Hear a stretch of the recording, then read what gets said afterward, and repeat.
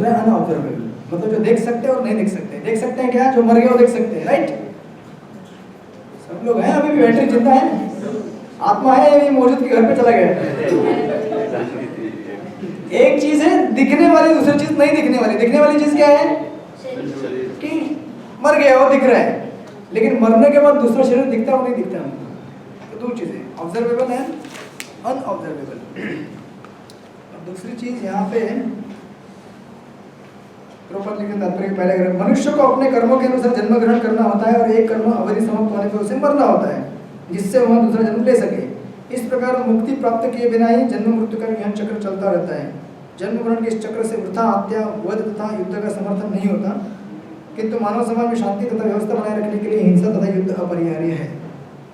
और second paragraph में लिख रहे हैं कि कुरुक्षेत्र का युद्ध भगवान की इच्छा होने के कारण अपरिहार्य था और सत्य के लिए युद्ध करना क्षत्रिय का धर्म है। अपने कर्तव्य का पालन करते हुए स्वजन की मृत्यु से भयभीत या शोकाकुल क्यों था?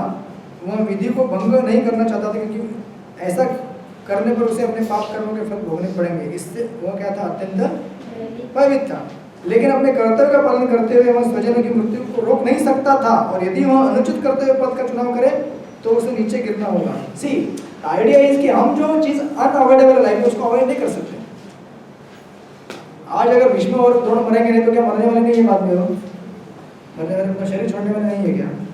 अगर आप अड़ के रह जाओगे नहीं इनको मैं मरने नहीं दूंगा तो क्या वो जीवित रहेंगे हमेशा के लिए? नहीं रहेंगे ना, शरीर छोड़ना ही पड़ेगा ना। तो जो चीज हम अवॉइड नहीं कर सकते उसको अवॉइड करने की कोशिश में टाइम वेस्ट क्यों करने का लाइफ में? जो चीज हम नहीं रोक सकते उसको मत रोको, उसे आगे बढ़ने दो। मतलब इसका अर्थ ये नहीं है कि आप बोलेंगे 4 दिन फॉलो नहीं कर सकते तो मत रोको। ऐसा नहीं है अर्थ। लेकिन लाइफ डेथ के मामले में जब यहाँ पे सिचुएशन आया है अर्जुन का, जो भगवान जानते हैं, भगवान बोल रहे हैं कि तुम इसको नहीं रोक सकते, ये तो आज तक मरने वाले हैं, और आज अगर धर्म के लिए युद्ध करके इनको मारोगे तुमको तुम्हारे लिए अच्छा, उनके लिए भी अच्छा है। इसीलिए देखो रामानुजाचार्य कमेंट्री बोलते हैं कि सबसे बड़ा हमारा शत्रु कौन है? लेमेंटेशन। लेमेंटेशन मतलब अननेसेसरी ग्रीफ, किसी ऐसी चीज के लिए चिंता करते रहना जो चीज हम नहीं रिपेयर कर सकते, जो हो गया उसके लिए चिंता करते रहना मतलब क्या है? अपना फ्यूचर और खराब करना। अभी अगर कोई चीज हम नहीं कर सकते, जो खत्म हो गया, हमारे पीछे चला गया, तो उसके बारे में शोक करते रहने से क्या होने वाला है? आगे का शोक बढ़ा रहे आप, मतलब फ्यूचर का। क्योंकि अभी आप कुछ कार्य नहीं करेंगे तो आगे जाके आपको दुख भोगना पड़ेगा और उसका और शोक होगा। Lamentation is the greatest enemy of the living entity. और फिर बोलते हैं अव्यक्तानि भूतानि व्यक्तमध्यानि भारत अव्यक्तमध्यानि तत्र का परिवेदना। सारे जीव प्रारंभ में अव्यक्त रहते हैं, मध्य अवस्था में व्यक्त होते हैं और विनष्ट होने पर पुनः अव्यक्त हो जाता है। अतः शोक करने का क्या आवश्यकता है?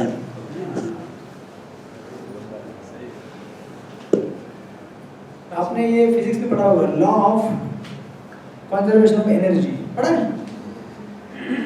Law of conservation of energy, शक्ति का कंजर्वेशन के लिए हिंदी शब्द क्या है?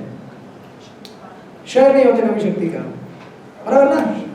शक्ति केवल एक रूप से दूसरे रूप में स्थानांतरित होती है। अगर इलेक्ट्रिसिटी है, इलेक्ट्रिसिटी मतलब एक रूप से दूसरे रूप में कन्वर्ट होती है, लेकिन नष्ट नहीं होती है वो, फिर यूनिवर्सल जाके अपने इसमें मिल जाएगी, वो वापस उसको टैप कर सकते हैं आप।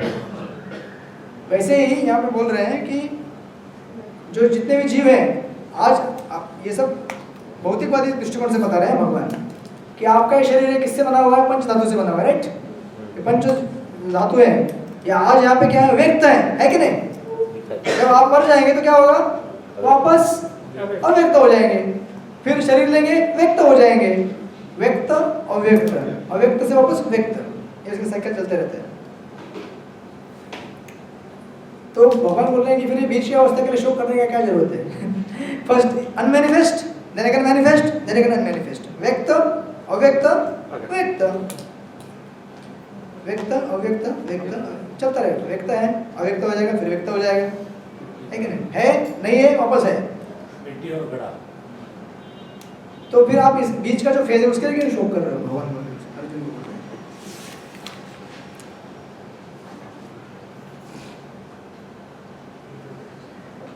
जैसे उदाहरण अर्थ के लिए, जैसे समझो आपको अगर सपना आता है, सपना आता है, कल किसी को सपना आया था? आपको आया था क्या सपना? शायद मेरे को सपना आएगा रात को, प्रश्न पूछ रहे कोई। हम गोलोक से आए कि वैकुंठ से आए, आप बताइए। नहीं पहले बताइए। वो मैंने नहीं पूछा। हम भगवत धाम से आए। नहीं, हम यहाँ से आए, वहाँ से, कहाँ से? अरे कहीं से तो आए बाबा। रिलैक्स। ये ऐसा हो गया, कौन सा मच्छर काटा मुझे? मेरा रोड के ये गली वाला काटा कि वो गली वाला काटा? उधर कोई तो काटा है। लेकिन जैसे सपना है, सपना कैसे होता है? सपना है कोई यहाँ पे? अगर आपको सपना आएगा और आप उठ जाएंगे, सपना क्या हो जाएगा? टूट जाएगा। तो जब तक आप सपने में, तब तक सपना आपके लिए मैटर करता है। सपना आया, टेंशन में, ये हो रहा है, या कुछ अच्छा है सपना है तो ये खा रहा हूँ, घूम रहा हूँ, और अगर दुख में तो पीड़ा होती है, तब तक आपको मैटर करता है। लेकिन जैसे आप जग जाएंगे, आपके लिए क्या है सपना? Doesn't make any sense. उसको लेना देना नहीं है ना सपने का आपके साथ। अभी आप अपना जीवन जी रहे हैं, तो अभी जो सपना, उसके लिए शौक करके कुछ फायदा है क्या? सपना आया था ये, अरे भाई वो सपना था ना, अभी तो तुम अपना काम करो, राइट? तो व्यक्त है, सपना है या नहीं है, उससे आपको कुछ फर्क पड़ने वाला नहीं है।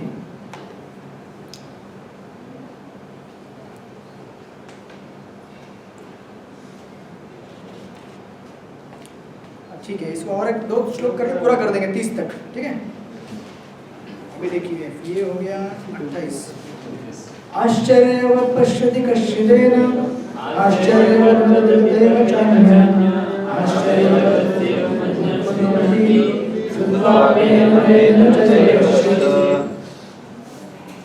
कोई आत्मा को आश्चर्य से देखता है, कोई इसे आश्चर्य की तरह बताता है तथा कोई इसे आश्चर्य की तरह सुनता है, किंतु कोई इसे विषय में सुनकर भी कुछ नहीं समझ पाते। समझे आप आंसर? हमारा ही बता रहे हैं, यहाँ बैठे हैं सब ऐसा ही। अभी गीता खुद बोल रही है। सब लोग मेरे सामने देख कर इस बात का मुझे आनंद हुआ। कि हम सुपरवाइजर है। जब सब लोग गोलोक जाएंगे तो आप उनके आगे रहेंगे। चलो भाई चलो, अपना अपना नोटबुक बंद करो, अपने अपने आंसर शीट साथ में रखो। तो 4 चीजें यहाँ पे दी गई हैं।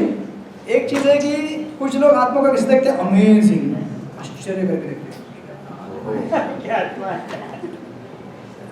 और दूसरे लोग क्या करते हैं, some talk about soul as amazing, मतलब दूसरे पहले लोग देखते हैं, दूसरे लोग क्या करते हैं, खाली बोलते हैं कि आत्मा बहुत आश्चर्यकारक है यार। कुछ लोग देखते हैं और समझते हैं, दूसरी कैटेगरी जो बोलते हैं खाली, और तीसरी कैटेगरी खाली सुनते हैं कि अरे आत्मा कितना अमेजिंग है। ये हायरार्की है, पूरा ऐसा लेवल है। कुछ लोग देखते हैं और समझ भी जाते हैं कि आत्मा बहुत आश्चर्यकारक है। दूसरे लोग क्या करते हैं,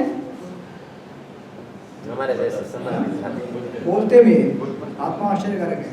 तीसरी कैटेगरी केवल सुनते हैं आत्मा आश्चर्यकारक है, और चौथी कैटेगरी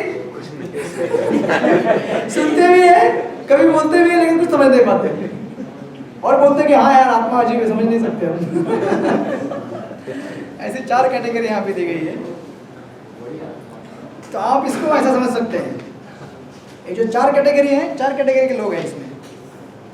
जो पहला कैटेगरी है, जो आत्मा को देखते हैं और समझते हैं, वो है उत्तम अधिकारी, शुद्ध भक्त। वो आत्मा को देखते हैं और समझ जाते हैं कि आत्मा ऐसा अद्भुत है, करेक्ट। जो दूसरा कैटेगरी है, सेकंड लेवल, जो आत्मा के बारे में थोड़ा बहुत समझ गए हैं और बोलते हैं कि आत्मा आश्चर्यकारक है, वो कौन है, मध्यम अधिकारी। और तीसरी कैटेगरी जो है, जो खाली सुनते हैं हाँ यार आत्मा एकदम अद्भुत है, वो कौन है, कनिष्ठ अधिकारी।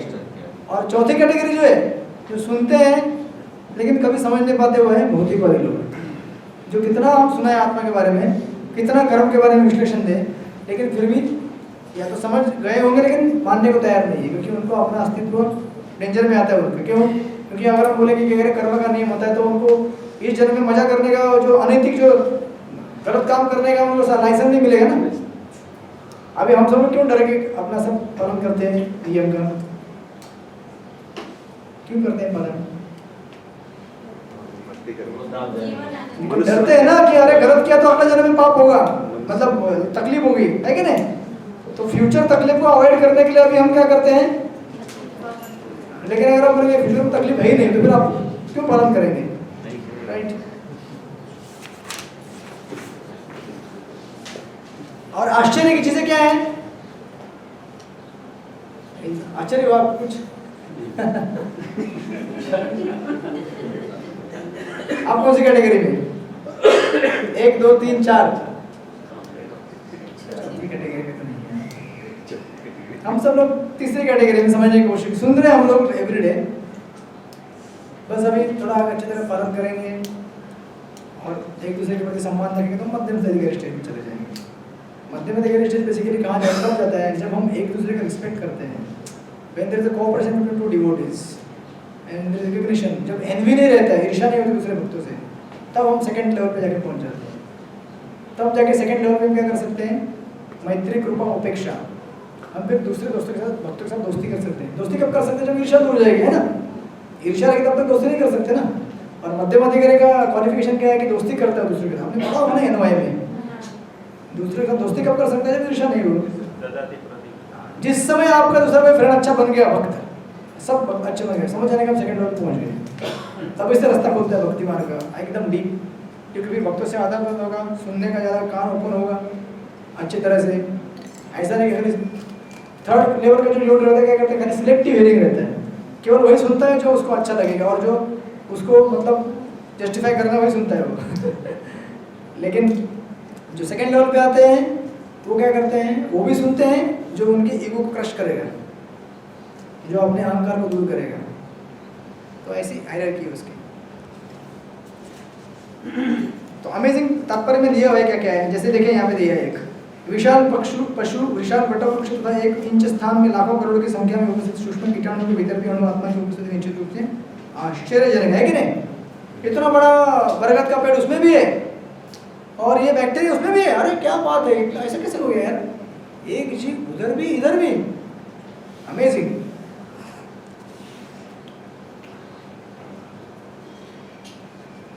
और देखिए प्रभुपाद क्या लाइन लिखते हैं एकदम जबरदस्त, बीच में देखिए इसके नीचे 1 2 3 श्लोक के नीचे 3 लाइन छोड़ के, अल्पज्ञ तथा दुराचारी व्यक्ति अणुआत्मा के स्फुल्लिंग के चमत्कारों को नहीं समझ पाता, भले ही उसे बड़े बड़े ज्ञानी, बड़े से बड़ा ज्ञानी जिसने विश्व के प्रथम प्राणी की ब्रह्मा को भी शिक्षा दी थी, क्यों न समझाए। यानी कि भगवान खुद जिन्होंने ब्रह्मा, विश्व का सबसे बड़ा कौन है? ब्रह्मा जी, उनको ज्ञान प्रदान किया सबसे पहले, आत्मज्ञान, वो भी क्यों ना किया समझाए, फिर भी नहीं समझ में आएगा उसको। कौन? अल्पज्ञ तथा दुराचारी व्यक्ति। जो दुराचारी है, जो अल्पज्ञ है, उसको कभी समझ में नहीं आएगा। वस्तु के स्थूल भौतिक बोध के कारण इस युग के अधिकांश व्यक्ति इसकी कल्पना नहीं कर सकते कि इतना सूक्ष्म किस प्रकार इतना विराट तथा इतना लघु बन सकता है। अतः लोग आत्मा को उसकी संरचना या उसके विवरण के आधार पर ही आश्चर्य से देखते हैं। इंद्रिय तृप्ति की बातों में फंसकर लोग भौतिक शक्ति से इस तरह मोहित होते हैं कि उनके पास आत्मज्ञान को समझने का अवसर ही नहीं रहता। यद्यपि यह तथ्य है कि आत्मज्ञान के बिना सारे कार्यों का दुष्परिणाम जीवन संघर्ष में पराजय के रूप में होता है। संभवतः उन्हें इसका कोई अनुमान नहीं होता कि मनुष्य को आत्मा के विषय में चिंतन करना चाहिए और दुखों का हल खोज निकालना चाहिए। जो सेकंड लास्ट पैराग्राफ उसमें भी लिखते हैं प्रभुपाद की, कभी कभी क्या होता है कि ऐसे कुछ लोग खोजते खोजते आते हैं आत्मा का ज्ञान कहाँ मिलेगा, लेकिन दुर्भाग्यवश क्या होता है कभी कभी वो मायावादी के संगठन में चले जाते हैं, तो उनको आत्मा का ज्ञान मिलता है लेकिन फिर गलती से समझ बैठते कि आत्मा परमात्मा एक ही है, तो भी उनको मिसपरिचय निकलता है। ऐसे प्रभुपाद लिखते हैं यहाँ पे। और देखिए लास्ट का पैराग्राफ कितना एकदम जबरदस्त लिखा है। लास्ट के पैराग्राफ में ऊपर से तीसरा लाइन देखिए, बोलते कि इस आत्मज्ञान को समझने का सरलतम उपाय है कि अन्य मतों से विचलित हुए बिना परम प्रमाण भगवान कृष्ण द्वारा कथित भगवद गीता के उपदेश को ग्रहण कर लेना चाहिए। किंतु इसके लिए भी इस जन्म में या पिछले जन्मों में प्रचुर तपस्या की आवश्यकता है। बिना तपस्या के नहीं समझ में आएगा। लेकिन प्रभुपाद क्या बोलते हैं आगे, तभी कृष्ण को श्री भगवान के रूप में स्वीकार किया जा सकता है। पर मिला आपको, पर कृष्ण को इस रूप में जानना शुद्ध भक्तों की आयत की कृपा से ही होती है, इसके अलावा अन्य कोई उपाय नहीं है।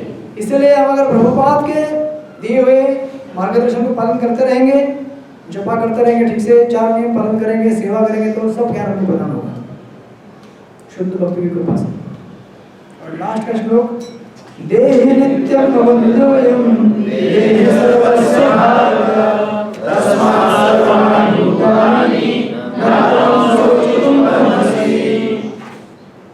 वंशी, शरीर में रहने वाले देही का कभी भी वध नहीं किया जा सकता, अतः तुम्हें किसी भी जीव के लिए शोक करने की आवश्यकता नहीं है। अभी यहाँ पे जाके भगवान का ये लेक्चर जो था आत्मा के ऊपर खत्म हो जाएगा। बस गीता में यहाँ तक भगवान का ये जो आत्मा ने यहाँ का विवेचन दिया था, देखे थे ना प्रश्न, शरीर और आत्मा का पृथक्करण विश्लेषण, इसके द्वारा हमें आत्मा साक्षात्कार प्राप्त करना चाहते हैं। और यहाँ पे खत्म होता है। अभी यहाँ से आगे का सेक्शन चालू होगा, कर्मकांड। फिर आपको बहुत मजा आएगा, फिर आपके और प्रश्न निकलेंगे, प्रभु जी ये कर्मकांड में ये होता है, वो होता है। लेकिन ये जो प्रभुपाद का लास्ट का सेकंड का तात्पर्य था वो अच्छी तरह पढ़िएगा, बहुत सुंदर तात्पर्य दिया गया है कि बिना तपस्या, बिना साधना, बिना भक्ति की कृपा से हम नहीं समझ सकते भगवान को। क्योंकि जब तक हमारा चित्त इस दुनिया के टीवी पे लगा हुआ है, तब तक उस चित्त को निकाल के हम भगवान की सेवा में नहीं लगाएंगे, साधना में नहीं लगाएंगे, तब तक ध्यान इधर आने वाला नहीं है। इसलिए तपस्या चाहिए, इंद्रिय निग्रह चाहिए, तो फिर चित्त वहां से निकाल नहीं सकते। अभी चित्त हमारा क्या हुआ है, किडनैप किया गया है। किसने किडनैप किया है? माया ने किडनैप कर लिया। माया अपहरण कर लिया माया ने, तो उससे छुड़ा के हमें वहां से उठा के भगवान के चरणों में रखना चाहिए, गीता में रखना चाहिए और गीता के तत्वों का पालन करना चाहिए। तो ऐसे हम गीता को धीरे धीरे जितना समझ सकते हैं उतना समझ सकते हैं और अपना जीवन परिपूर्ण बना सकते हैं। जय श्री प्रभुपाद की जय, श्रीमद् भगवद गीता की जय। वांछा कल्पतरुभ्यश्च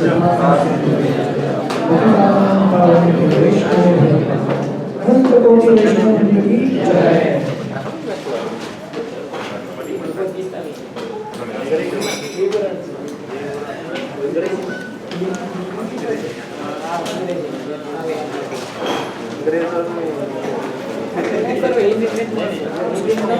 अंग्रेजी